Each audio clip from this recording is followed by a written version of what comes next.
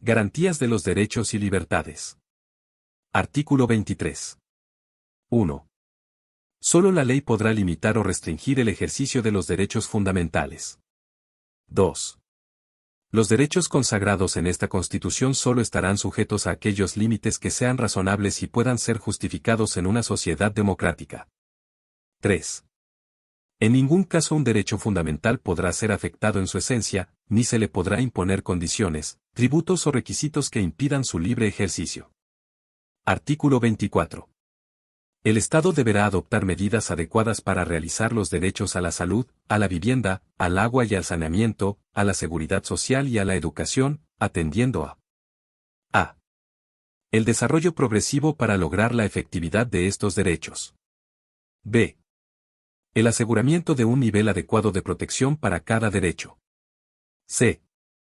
La no discriminación o diferenciación arbitraria. d. La remoción de obstáculos para asegurar la satisfacción de estos derechos. e. El empleo del máximo de recursos disponibles, con responsabilidad fiscal. f. La satisfacción a través de instituciones estatales y privadas, según corresponda. Artículo 25. Las medidas adecuadas para la realización de los derechos indicados en el artículo anterior serán determinadas por la ley y las normas fundadas en ella. En la aplicación e interpretación de las disposiciones de este artículo, los tribunales no podrán definir o diseñar políticas públicas que realizan los derechos individualizados en el artículo precedente. Artículo 26. 1. El que por causa de actos o omisiones ilegales o arbitrarias sufra privación, perturbación o amenaza en el legítimo ejercicio de los derechos y garantías reconocidos en el artículo 16 de esta Constitución, con exclusión de los derechos enunciados en el inciso siguiente, podrá ocurrir por sí o por cualquiera a su nombre a la Corte de Apelaciones respectiva, la que adoptará de inmediato las providencias que juzgue necesarias para restablecer el imperio del derecho. En el caso del derecho a vivir en un medio ambiente sano y libre de contaminación, procederá esta acción cuando sea afectado por un acto o omisión ilegal imputable a una autoridad o persona determinada. 2. Tratándose de las prestaciones sociales vinculadas al ejercicio de los derechos a la salud, a la vivienda, al agua y al saneamiento, a la seguridad social y a la educación establecidos en el artículo 16 de esta Constitución, el que por causa de actos o omisiones ilegales sufra privación, perturbación o amenaza en el legítimo ejercicio de prestaciones regladas expresamente en la ley podrá ocurrir por sí o por cualquiera a su nombre a la Corte de Apelaciones respectiva, la que ordenará el cumplimiento de la prestación, asegurando la debida protección del afectado. 3. Una ley regulará el procedimiento de estas acciones, cuya tramitación será breve y concentrada, y gozará de preferencia para su vista y fallo. 4. El tribunal, antes de resolver la acción, podrá adoptar cualquier medida provisional urgente. 5. Sin perjuicio de lo señalado en el inciso anterior, en el caso de que la Corte desestimare la acción por considerar que el asunto es de lato conocimiento o no tiene naturaleza cautelar, indicará el procedimiento que en derecho corresponda y que permita la resolución del asunto. 6. La decisión será apelable para ante la Corte Suprema, la que conocerá y resolverá el recurso, pudiendo decidir fundadamente agrupar recursos de la misma naturaleza. Artículo 27. 1. Toda persona que se hallare arrestada, presa o detenida con infracción de lo dispuesto en esta Constitución o en las leyes, podrá reclamar por sí, o por cualquiera a su nombre, ante la Corte de Apelaciones respectiva. Dicha magistratura podrá ordenar que la persona afectada sea traída a su presencia, y de comprobarse que la privación de libertad ha sido o devenido en ilegal, dispondrá su libertad o adoptará de inmediato las providencias que juzgue necesarias para restablecer el imperio del derecho y asegurar la debida protección del afectado. 2. La misma acción podrá ser interpuesta respecto de una medida cautelar o pena privativa de libertad establecida judicialmente, cuando en la ejecución de ésta se vulnerasen sus derechos constitucionales. En este caso el tribunal podrá constituirse en el lugar en que la persona estuviere detenida, ordenando las medidas necesarias para restablecer sus derechos. 3. Igualmente, esta acción podrá ser deducida en favor de toda persona que ilegalmente sufra por parte de una autoridad o de un particular, cualquiera otra privación, perturbación o amenaza en su derecho a la libertad personal y seguridad individual. La respectiva magistratura dictará en tal caso las medidas indicadas en los incisos anteriores que estime conducentes para restablecer el imperio del derecho y asegurar la debida protección del afectado. 4. La decisión será apelable para ante la Corte Suprema, la que conocerá y resolverá el recurso. 5. La ley establecerá un procedimiento de amparo, abreviado y concentrado para el conocimiento y resolución de esta acción, el que gozará de preferencia para su vista y fallo. Artículo 28. La persona afectada por acto de autoridad administrativa que la prive de su nacionalidad chilena o se la desconozca, podrá recurrir, por sí o por cualquiera a su nombre, dentro del plazo de 30 días, ante la Corte Suprema, la que conocerá como jurado y en tribunal pleno. La sola interposición del recurso suspenderá los efectos del acto recurrido. Artículo 29. 1. Una vez dictado sobreseimiento definitivo o sentencia absolutoria, el que hubiere sufrido una privación o restricción a su libertad o hubiere sido condenado en cualquier instancia por una resolución que la Corte Suprema declare como decisión manifiestamente errónea o arbitraria, tendrá derecho a ser indemnizado por el Estado de los perjuicios patrimoniales y morales que haya sufrido. La indemnización será determinada judicialmente en procedimiento breve y sumario y en la prueba se apreciará en conciencia. 2. El Estado responderá por la conducta administrativa que, con ocasión de un proceso judicial, genere una administración de justicia defectuosa que ocasione un daño. Estados de excepción. Artículo 30. 1. El ejercicio de los derechos y garantías que la Constitución asegura a todas las personas solo puede ser afectado bajo las siguientes situaciones de excepción: guerra externa o interna, grave conmoción interior, emergencia y calamidad pública, cuando afecten gravemente el normal desenvolvimiento de las instituciones del Estado. 2. Solo podrá restringirse o suspenderse el ejercicio de los derechos y garantías expresamente señalados en los artículos siguientes. Artículo 31. 1. El estado de asamblea, en caso de guerra exterior, y el estado de sitio, en caso de guerra interna, grave conmoción interior o acto terrorista, serán declarados por el Presidente de la República, con acuerdo del Congreso Nacional. La declaración deberá determinar las zonas afectadas por el estado de excepción correspondiente. 2. El Congreso Nacional, dentro del plazo de 5 días contado desde la fecha en que el Presidente de la República someta la declaración de estado de asamblea o de sitio a su consideración, deberá pronunciarse aceptando o rechazando la proposición, sin que pueda introducirle modificaciones. Si el Congreso no se pronunciara dentro de dicho plazo, se entenderá que aprueba la proposición del Presidente. 3. Sin embargo, el Presidente de la República podrá aplicar el estado de asamblea o de sitio de inmediato mientras el Congreso Nacional se pronuncia sobre la declaración, pero en este último estado solo podrá restringir el ejercicio del derecho de reunión. Las medidas que adopte el Presidente de la República en tanto no se reúna el Congreso Nacional, podrán ser objeto de revisión por los tribunales de justicia, sin que sea aplicable, entre tanto, lo dispuesto en el inciso 1 del artículo 36. 4. El estado de asamblea mantendrá su vigencia por el tiempo que se extienda la situación de guerra externa, salvo que el Presidente de la República disponga su suspensión con anterioridad. 5. El estado de sitio tendrá una vigencia de 15 días, contados desde su declaración. El Presidente de la República podrá solicitar su prórroga, para lo cual requerirá el pronunciamiento conforme del Congreso Nacional. En el evento de una tercera prórroga o de las que le sucedan, se requerirá el voto conforme de la mayoría absoluta de los diputados y senadores en ejercicio. 6. Por la declaración del estado de asamblea, el Presidente de la República estará facultado para suspender o restringir la libertad personal, el derecho de reunión y la libertad de trabajo. Podrá, también, restringir el ejercicio del derecho de asociación, interceptar, abrir o registrar documentos y toda clase de comunicaciones, disponer requisiciones de bienes y establecer limitaciones al ejercicio del derecho de propiedad. 7. Por la declaración de estado de sitio, el Presidente de la República podrá restringir la libertad de locomoción y arrestar a las personas en sus propias moradas o en lugares que la ley determine y que no sean cárceles ni estén destinados a la detención o prisión de reos comunes. Podrá, además, suspender o restringir el ejercicio del derecho de reunión. Artículo 32. 1.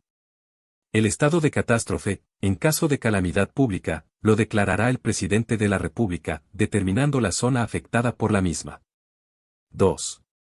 El Congreso Nacional podrá dejar sin efecto la declaración transcurridos 180 días desde esta, si las razones que la motivaron hubieran cesado en forma absoluta. Con todo, en su primera declaración, el presidente de la República solo podrá declarar el estado de catástrofe por un periodo superior a un año con acuerdo del Congreso Nacional. Asimismo, el presidente de la República podrá solicitar cualquier plazo de prórroga, el que también requerirá el acuerdo del Congreso. 3. El Congreso Nacional, dentro del plazo de 5 días contado desde la fecha en que el presidente de la República someta la declaración de estado de catástrofe, deberá pronunciarse aceptando o rechazando la proposición, sin que pueda introducirle modificaciones. El referido acuerdo se tramitará en la forma establecida en el inciso 2 del artículo 31. 4. Declarado el estado de catástrofe, las zonas respectivas quedarán bajo la dependencia inmediata del jefe de la Defensa Nacional designado por el presidente de la República. Esta autoridad asumirá la dirección y supervigilancia de aquellas zonas con las atribuciones y deberes que la ley señale. 5. Por la declaración del estado de catástrofe, el presidente de la República podrá restringir las libertades de locomoción y de reunión. Podrá, asimismo, disponer requisiciones de bienes, establecer limitaciones al ejercicio del derecho de propiedad y adoptar todas las medidas extraordinarias de carácter administrativo que sean necesarias para el pronto restablecimiento de la normalidad en la zona afectada. Artículo 33. 1. El estado de emergencia, en caso de grave alteración del orden público o de grave daño para la seguridad interior, lo declarará el presidente de la República, determinando las zonas afectadas por dichas circunstancias. El estado de emergencia no podrá extenderse por más de 15 días, sin perjuicio de que el presidente de la República pueda prorrogarlo por igual periodo. Sin embargo, para sucesivas prórrogas, el presidente requerirá siempre el acuerdo del Congreso Nacional. El referido acuerdo se tramitará en la forma establecida en el inciso 2 del artículo 31. 2. Declarado el estado de emergencia, las zonas respectivas quedarán bajo la dependencia inmediata del jefe de la Defensa Nacional designado por el presidente de la República. Esta autoridad asumirá la dirección y supervigilancia de aquellas zonas con las atribuciones y deberes que la ley señale. 5. Por la declaración del estado de catástrofe, el presidente de la República podrá restringir las libertades de locomoción y de reunión. Podrá, asimismo, disponer requisiciones de bienes, establecer limitaciones al ejercicio del derecho de propiedad y adoptar todas las medidas extraordinarias de carácter administrativo que sean necesarias para el pronto restablecimiento de la normalidad en la zona afectada. Artículo 33. 1. El estado de emergencia, en caso de grave alteración del orden público o de grave daño para la seguridad interior, lo declarará el presidente de la República, determinando las zonas afectadas por dichas circunstancias. El estado de emergencia no podrá extenderse por más de 15 días, sin perjuicio de que el presidente de la República pueda prorrogarlo por igual periodo. Sin embargo, para sucesivas prórrogas, el presidente requerirá siempre el acuerdo del Congreso Nacional. El referido acuerdo se tramitará en la forma establecida en el inciso 2 del artículo 31. 2. Declarado el estado de emergencia, las zonas respectivas quedarán bajo la dependencia inmediata del jefe de la Defensa Nacional designado por el presidente de la República. Esta autoridad asumirá la dirección y supervigilancia de aquellas zonas con las atribuciones y deberes que la ley señale. 3. Por la declaración del estado de emergencia, el presidente de la República podrá restringir las libertades de locomoción y de reunión. Artículo 34. En los estados de excepción constitucional, las respectivas jefaturas de la Defensa Nacional deberán actuar de conformidad con lo establecido en la ley con las autoridades civiles. Artículo 35. 1.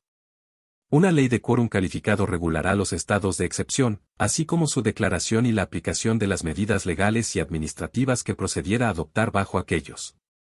Dicha ley considerará lo estrictamente necesario para el pronto restablecimiento de la normalidad constitucional y no podrá afectar las competencias y el funcionamiento de los órganos constitucionales ni los derechos e inmunidades de sus respectivos titulares. 2. El presidente de la República dará cuenta al Congreso Nacional de las medidas adoptadas en virtud de la declaración de los estados de excepción constitucional. La ley institucional respectiva regulará la forma en que se cumplirá este deber. 3. Las medidas que se adopten durante los estados de excepción no podrán, bajo ninguna circunstancia, prolongarse más allá de la vigencia de los mismos. 4. La solicitud de renovación de los estados de excepción será informada por una comisión bicameral compuesta por igual número de diputados y senadores. Esa comisión deberá recomendar aprobar o rechazar la prórroga teniendo en consideración la suficiencia de las medidas adoptadas y el uso efectivo de las atribuciones que otorga. Artículo 36. 1. Los tribunales de justicia no podrán calificar los fundamentos ni las circunstancias de hecho invocados por la autoridad para decretar los estados de excepción, sin perjuicio de lo dispuesto en el artículo 30. No obstante, respecto de las medidas particulares que afecten derechos constitucionales, siempre existirá la garantía de recurrir ante las autoridades judiciales a través de los recursos que corresponda. 2. El decreto del presidente de la República y los actos administrativos del jefe de la Defensa Nacional dictados en virtud de la declaración del estado de excepción constitucional deberán señalar expresamente los derechos que se restrinjan o suspendan. 3. Las requisiciones que se practiquen darán lugar a indemnizaciones en conformidad con la ley. También darán derecho a indemnización las limitaciones que se impongan al derecho de propiedad cuando importen privación de alguno de sus atributos o facultades esenciales y con ello se cause daño. Deberes constitucionales. Artículo 37. 1. Todas las personas deben respetarse y comportarse fraternal y solidariamente. Asimismo, deben honrar la tradición republicana, defender y preservar la democracia, y observar fiel y lealmente la Constitución y la ley. 2. Del mismo modo, todas las personas deben contribuir a preservar el patrimonio ambiental, cultural e histórico de Chile. 3. Es un deber de todos los habitantes de la República proteger el medio ambiente, considerando las generaciones futuras, y prevenir la generación de daño ambiental. En caso de que se produzca, serán responsables del daño que causen, contribuyendo a su reparación en conformidad con la ley. 4. Todos los ciudadanos que ejercen funciones públicas tienen el deber de desempeñar fiel y honradamente sus cargos, dando cumplimiento al principio de probidad en todas sus actuaciones. Combatir la corrupción es un deber de todos los habitantes de la República. 5.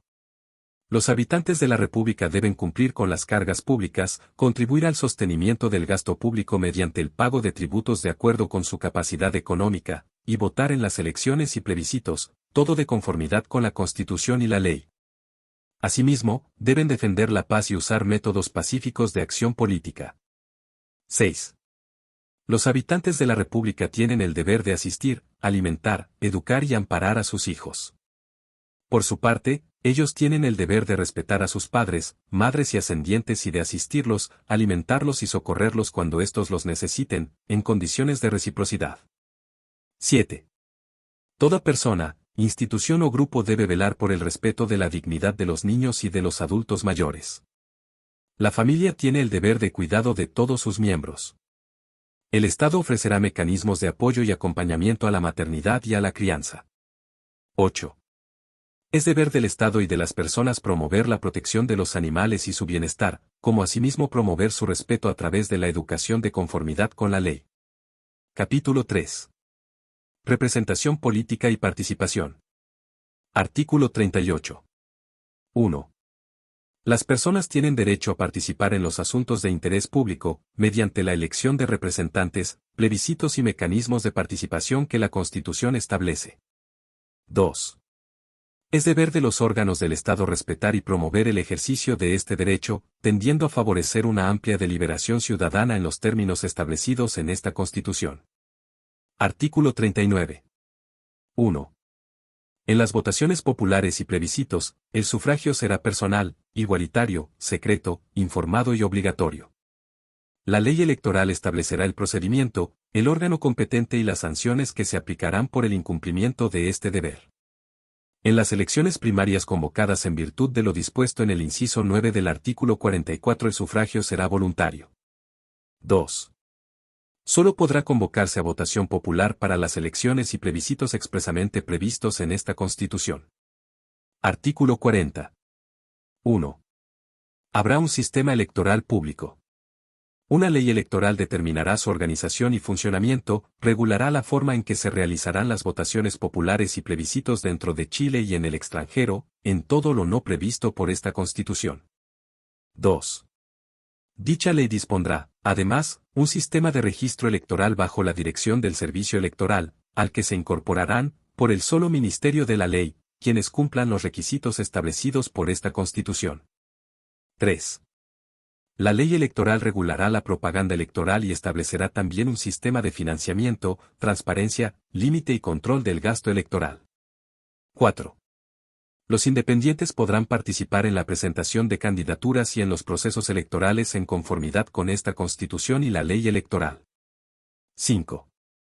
El resguardo del orden público durante las elecciones y plebiscitos corresponderá a las Fuerzas Armadas, Carabineros de Chile y Gendarmería de Chile del modo que indique la ley.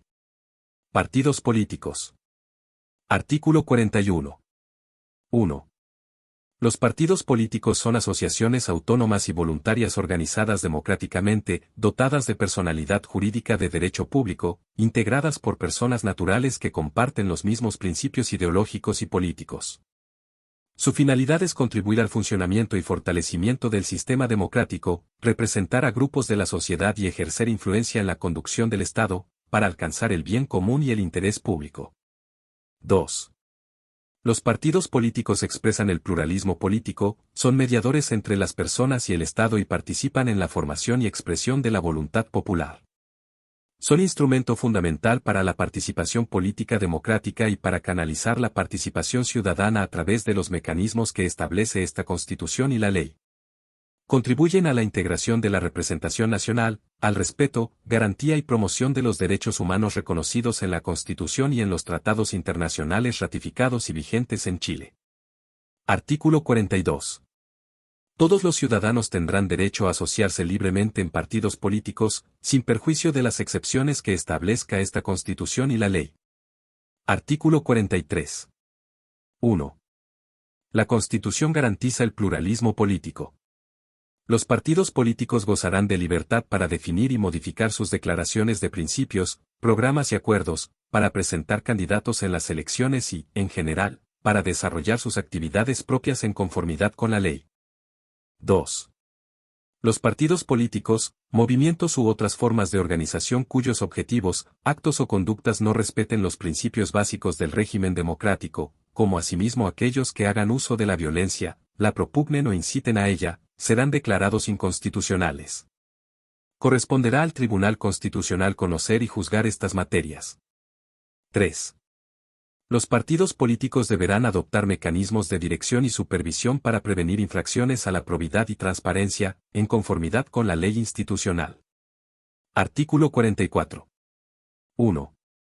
La ley institucional determinará los requisitos para formar y disolver un partido político y demás normas para que puedan llevar a cabo sus actividades y señalará las reglas a que se sujetará el financiamiento para su funcionamiento ordinario y para las campañas electorales.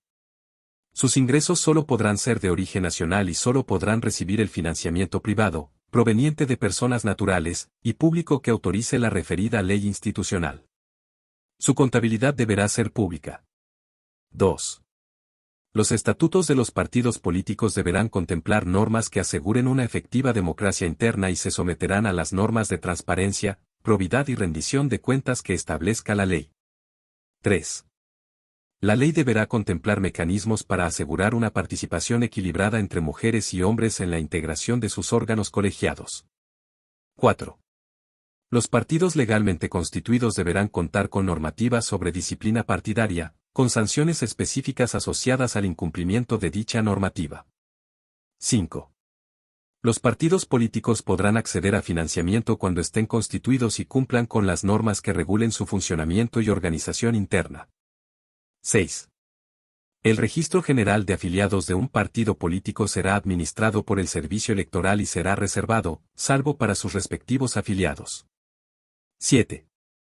Sus elecciones internas, en lo que respecta a su órgano intermedio colegiado nacional y de Tribunal Supremo, serán supervigiladas por el Servicio Electoral y calificadas por el Tribunal Calificador de Elecciones, mientras que las de su órgano ejecutivo nacional serán además administradas por el Servicio Electoral y calificadas por el Tribunal Calificador de Elecciones, en la forma que señale la ley electoral respectiva.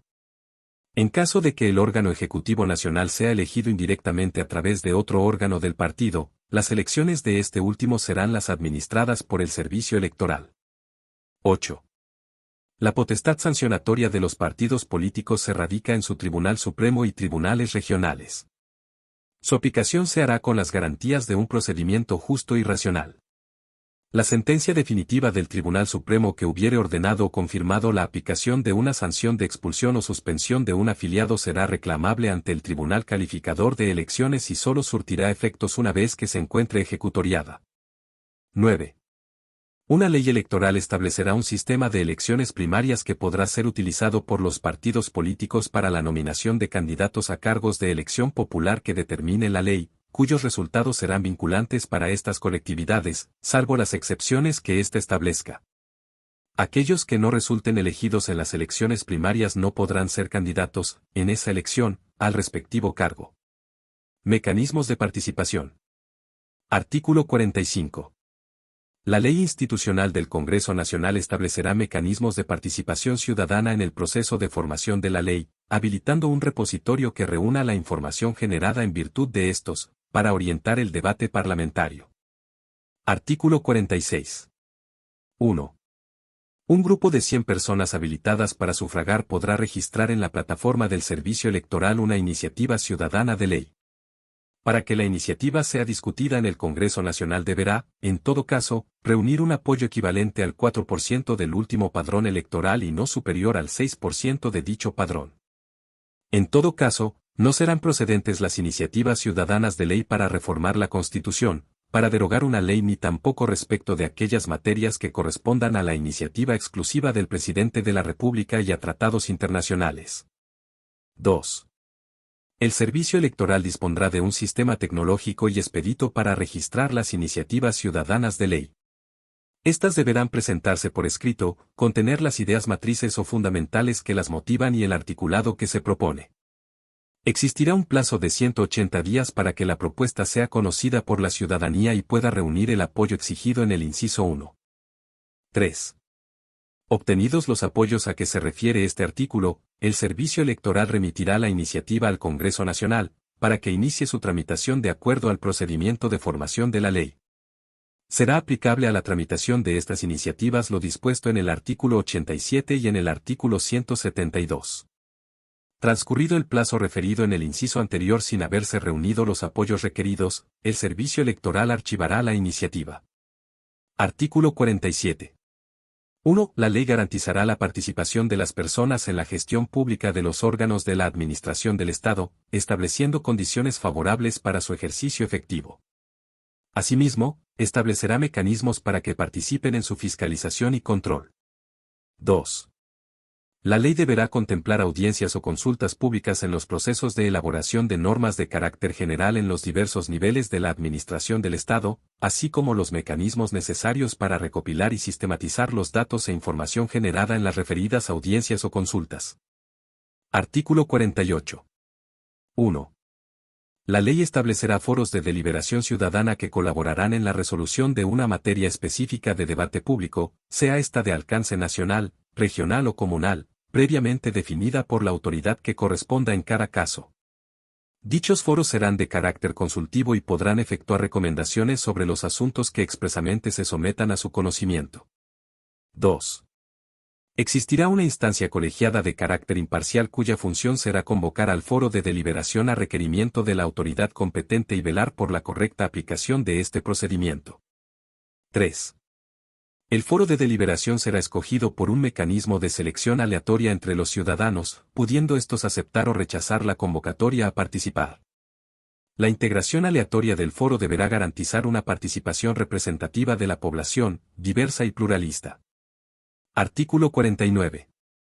1. El gobernador regional o el alcalde, según corresponda, con el acuerdo o a requerimiento de los 2/3 de los consejeros regionales o concejales en ejercicio, respectivamente, o un grupo de personas habilitadas para sufragar que represente el 8% del padrón electoral regional o comunal, respectivamente, podrá someter a plebiscito aquellas materias de competencia municipal o regional, según corresponda, señaladas expresamente en la ley institucional. Lo aprobado en estos plebiscitos por la mayoría absoluta de los sufragios válidamente emitidos será vinculante para las autoridades regionales o comunales, siempre que cumpla con el quórum correspondiente y demás requisitos establecidos en la ley. 2. La ley institucional regulará la oportunidad y forma de la convocatoria de los plebiscitos regionales y locales, la época en que podrán llevarse a cabo, los requisitos para que los ciudadanos puedan patrocinar una iniciativa y los mecanismos de votación y escrutinio. 3. En ningún caso lo resuelto en estos plebiscitos podrá modificar lo establecido en los presupuestos regionales o municipales ni afectar a otras regiones o comunas. Artículo 50. 1. El gobernador regional o el alcalde, previo requerimiento del Consejo Regional o del Consejo Municipal, según corresponda, consultará a los ciudadanos de su región o comuna sobre sus prioridades presupuestarias. Esta consulta no será vinculante. 2. La ley determinará las oportunidades y forma de la convocatoria de dichas consultas, la que deberá realizarse al menos una vez por cada mandato regional o municipal. Capítulo 4 Congreso Nacional. Artículo 51. 1. El Congreso Nacional se compone de dos ramas, la Cámara de Diputadas y Diputados y el Senado. Ambas concurren a la formación de las leyes en conformidad con esta Constitución y tienen las demás atribuciones que ella establece. 2. La ley podrá establecer mecanismos para promover la participación política de los pueblos indígenas en el Congreso Nacional. Composición de la Cámara de Diputadas y Diputados y del Senado. Artículo 52. 1. La Cámara de Diputadas y Diputados está integrada por miembros elegidos en votación directa por distritos electorales. La ley electoral respectiva determinará los distritos electorales y la forma de su elección. 2. La Cámara de Diputadas y Diputados se renovará en su totalidad cada 4 años. 3. La distribución de los escaños entre los distritos tenderá a la representación equitativa según la población del territorio electoral. Artículo 53. 1. El Senado se compone de miembros elegidos en votación directa por circunscripciones senatoriales, en consideración a las regiones del país, cada una de las cuales constituirá, a lo menos, una circunscripción. La ley electoral respectiva determinará el número de senadores, las circunscripciones senatoriales y la forma de su elección. 2. Los senadores durarán 8 años en su cargo y se renovarán por mitades cada 4 años, en la forma que determine la ley electoral respectiva. Artículo 54.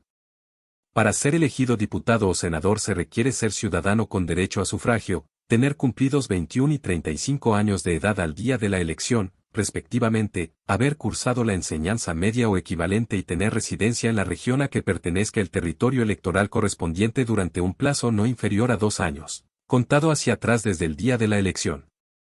Artículo 55. 1. Se entenderá que los diputados y senadores tienen, por el solo ministerio de la ley, su residencia en la región correspondiente, mientras se encuentren en ejercicio de su cargo. 2. Las elecciones de diputados y de senadores se efectuarán conjuntamente con la primera votación para elegir al presidente de la República. 3. Los diputados podrán ser reelegidos sucesivamente en el cargo hasta por 2 periodos, los senadores podrán ser reelegidos sucesivamente en el cargo hasta por un periodo. Para estos efectos se entenderá que los diputados y senadores han ejercido su cargo durante un periodo cuando han cumplido más de la mitad de su mandato. Con todo, en ningún caso se computarán como periodos sucesivos, para la aplicación de la presente regla, cuando se ha ejercido el cargo de diputado o senador de manera no consecutiva. 4. Las vacantes de diputados y las de senadores se proveerán con el ciudadano que señale el partido político al que pertenecía el parlamentario que produjo la vacante al momento de ser elegido. 5.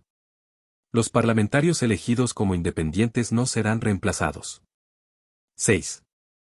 Los parlamentarios elegidos como independientes que hubieren postulado asociados a un partido político serán reemplazados por el ciudadano que señale el partido que declaró su candidatura. 7. Para proveer las vacantes a que hacen referencia los incisos 4 y 6, los respectivos partidos políticos deberán seguir los procedimientos establecidos en sus estatutos, los que contemplarán los mecanismos de consulta a los órganos internos que éstos determinen. 8. El reemplazante deberá reunir los requisitos para ser elegido diputado o senador, según el caso. Con todo, un diputado podrá ser nominado para ocupar el puesto de un senador, debiendo aplicarse, en ese caso, las normas de los incisos anteriores para llenar la vacante que deja el diputado, quien al asumir su nuevo cargo cesará en el que ejercía. 9.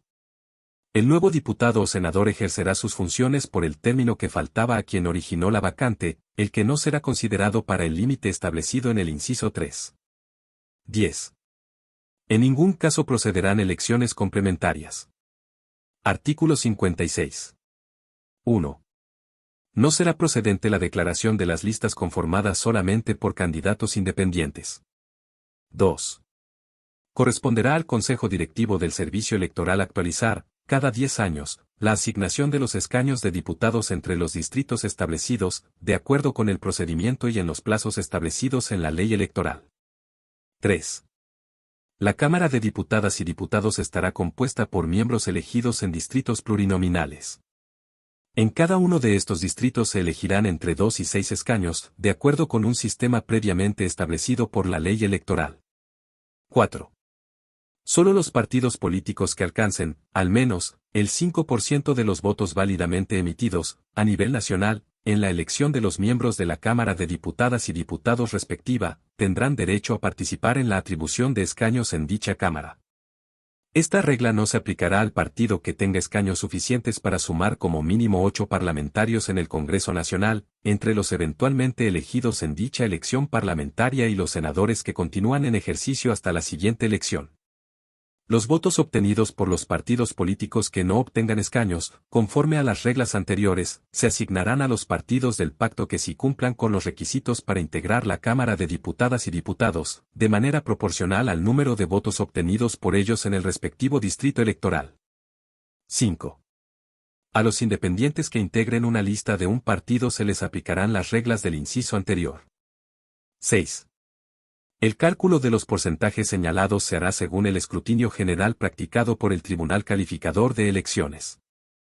Atribuciones exclusivas de la Cámara de Diputadas y Diputados. Artículo 57. Son atribuciones exclusivas de la Cámara de Diputadas y Diputados. A. Ejercer la potestad fiscalizadora. Para ello, la Cámara puede: 1. Adoptar acuerdos o sugerir observaciones, con el voto de la mayoría de los diputados presentes, los que se transmitirán por escrito al presidente de la República, quien deberá dar respuesta fundada por medio del ministro de Estado que corresponda, dentro del plazo de 30 días contado desde que es recibida dicha comunicación.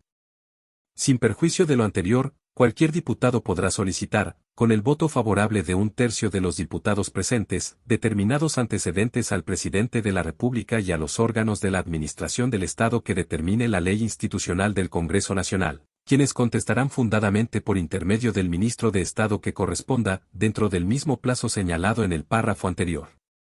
En ningún caso los acuerdos, observaciones o solicitudes de antecedentes afectarán la responsabilidad política de los ministros de Estado. 2.